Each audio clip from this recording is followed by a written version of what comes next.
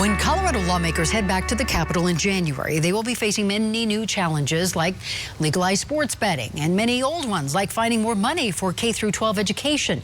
I recently sat down with the president of the Colorado Education Association to talk about the state of education in Colorado and find out what teachers say is needed to improve our classrooms.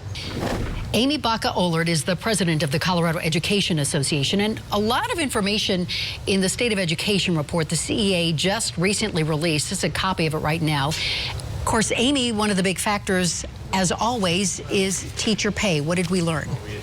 Well, we learned something that we've known is that teacher pay in Colorado ranks near the bottom in the country. So while we have one of the strongest economies in the country, our teachers have some of the lowest pay in the country. And I know it sounds like a simple question, but why is that? How is it possible that Colorado is so low on the scale? Well, because our state legislature doesn't have the ability to increase revenue for things like public schools, we're really limited with what our funding looks like. Right now we have a $500 million hole in funding for public education in Colorado.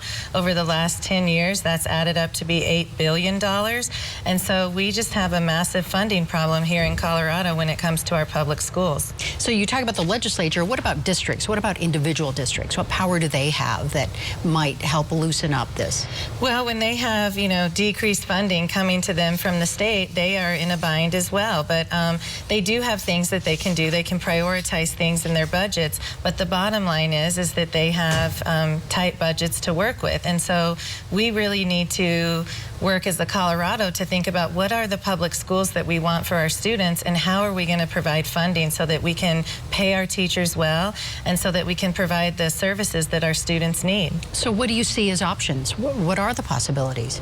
Well, I think, we've tried many times going to the voters to increase funding for public education. We have to keep doing that because it really is our only option. I think the state legislature can use the tools at their hands to look at how they can prioritize education funding in the budget, and we have to do all of those things.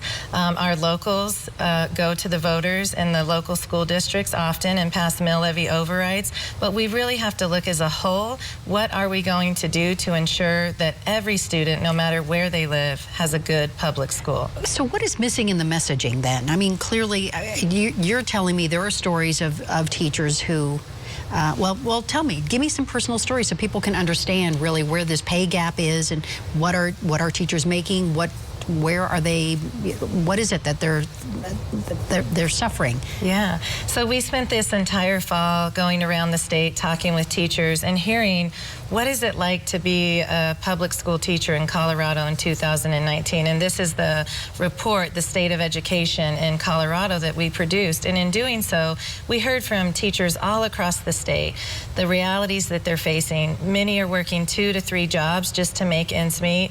We heard from a teacher in Summit County who shared his story that he's working 4 jobs, literally 4 jobs, and being a teacher. He has 2 young daughters, ages 2 and 4, and he shared his story of how he's missing out on them growing up, watching them grow up, because he's working so much just to try to survive on the salary of a public school teacher. So what is the salary, just in general or in individual districts? Give us some idea.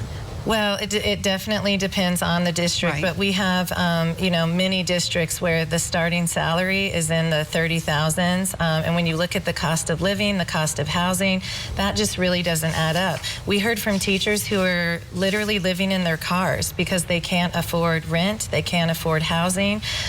We heard from teachers who they come home after teaching all day. Their own children stay at home, sometimes alone with an older sibling, and they go work in Amazon and load trucks till 2 in the morning and then wake up and teach 3rd grade all day. The realities that our teachers are facing are just unbelievable, and I think part of what's missing is that people don't know those stories, and they need to hear those stories and understand that the people that are doing the most noble profession that there is, educating our children, are living under these circumstances. So why is it that you think society thinks that's okay? I mean, what is missing in this equation? Well, I think sometimes there's a lot of noise to break through, and I think there is a lot of respect and trust for our public school teachers. And we hear that often. People will say, I love my public school teacher, but there's a lot of narratives and a lot of stories that get told about who and what our public school teachers are. And so that is why we want this report to be out there so that people can understand what really is happening in our public schools, what it's like to be a public school teacher, what it's like to be a student. The fact that our students, our per pupil funding in Colorado is $2,700 below the national average. That has real impacts on our students. In what way? They're sitting in class sizes that are way too large for a teacher to be able to meet their individual needs. They don't have adequate mental health supports. In some cases, they don't have access to electives or specials like art, music, and PE.